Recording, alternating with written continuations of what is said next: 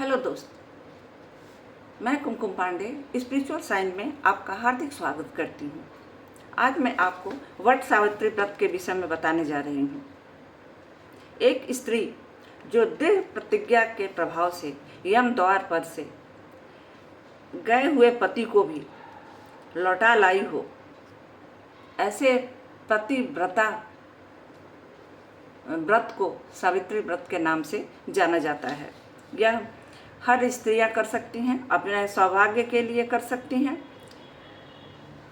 इसका ये अमावस्या के दिन, ज्येष्ठ अमावस्या के दिन मनाई जाती है। इसमें बरगद के पेड़ की पूजा की जाती है।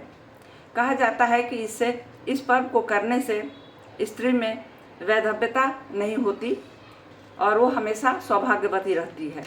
तो इस तरह से इस पर्व को वट सावित्री व्रत किया जाता है, जिसमें बरगद के पेड़ के नीचे पूजा किया जाता है। तो इसमें जैसा बताया जाता है कि व्रती जो है सो पूरे दिन उपवास रखती हैं और अमावस्या के दिन उपवास करके और दो बांस के पात्र में सामान रखती हैं।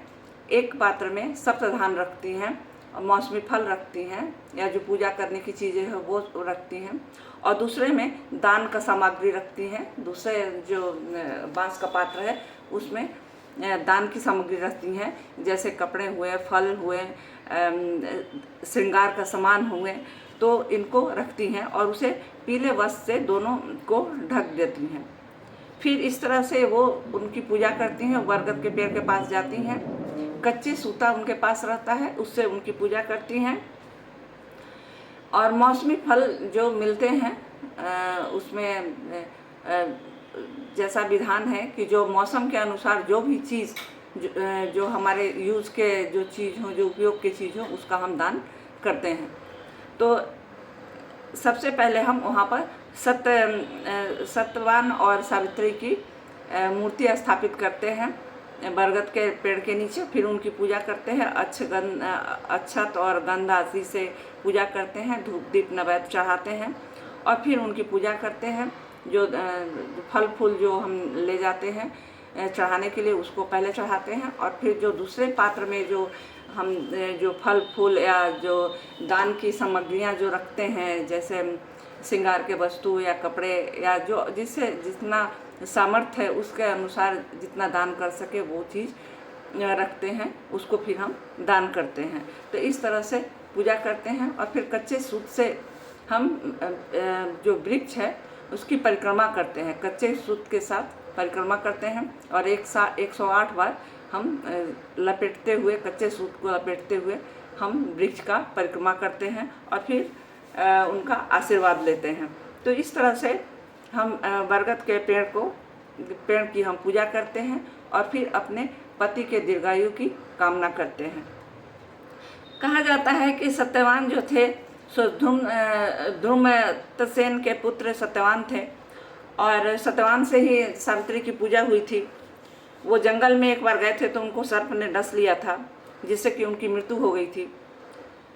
लेकिन उन्हें मृत्यु अपने शरीर को सत्यवान को जाने नहीं दिया, बल्कि यम का इंतज़ार उन्होंने किया कि यम आएंगे और सत्यवान को ले जाएंगे। तो उन्होंने बरगद के पेड़ के नीचे ही सत्यवान को लेकर बैठी हुई थी, वहीं पर यम आए सत्यवान को ले जाने। तो सावित्री ने कहा कि आप ले जाइए, लेकिन मुझे आशीर्वाद दीजिए। और यम से उन्होंने आशीर्वाद लिया। यम ने कहा कि पुत्रवती भव, इस तरह से उन्होंने आशीर्वाद दिया और उस आशीर्वाद से यम के दिए हुए आशीर्वाद से सावित्री ने कहा कि आप मेरे पति को लेते जा रहे हैं, तो फिर मैं पुत्रवती भव कैसे हुई।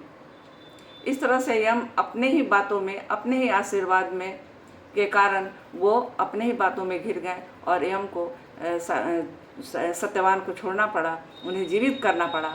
और फिर सावित्री सत्यवान के साथ खुशी खुशी जब यम ने जीवित कर दिया तो वो उनके साथ घर चली गई।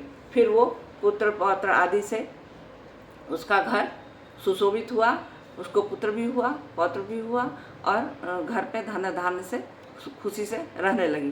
तो इस तरह से कहा जाता है कि यम के द्वार से भी लौटा के ले आने वाली पतिव्रता प्रति जो सावित्री है उस सावित्री के नाम पर ही सावित्री वट वृक्ष की पूजा की जाती है और उनका आशीर्वाद पति के दीर्घायु के लिए पूजा पाठ करती हैं और उनका आशीर्वाद लेती हैं। तो इस तरह से पति व्रत का और पति के धर्म का पूर्णतः पालन करती हैं और इस तरह से उनका आशीर्वाद लेती हैं। तो दोस्त, आज आप भी बरगद के पेड़ के नीचे, आप भी सावित्री वट वृक्ष के नीचे आप भी सावित्री की पूजा कीजिए, सावित्री जैसी पूजा कीजिए और अपने पति के दीर्घायु का कामना कीजिए। और हम भी ईश्वर से प्रार्थना करेंगे और आप भी इस व्रत को करके अपने पति के दीर्घायु का कामना कीजिए। तो आज के लिए दोस्त इतना ही। नमस्कार।